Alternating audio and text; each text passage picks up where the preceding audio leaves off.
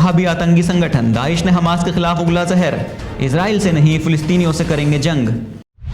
America और Saudi समर्थित वहाबी आतंकी संगठन ISIS ने इजराइल के अत्याचारों के मुकाबले में डट जाने वाले फिलिस्तीनी प्रतिरोधी आंदोलन के खिलाफ जहर उगलकर एक बार फिर अपनी इजराइल और अमेरिका गुलामी का सबूत दिया है।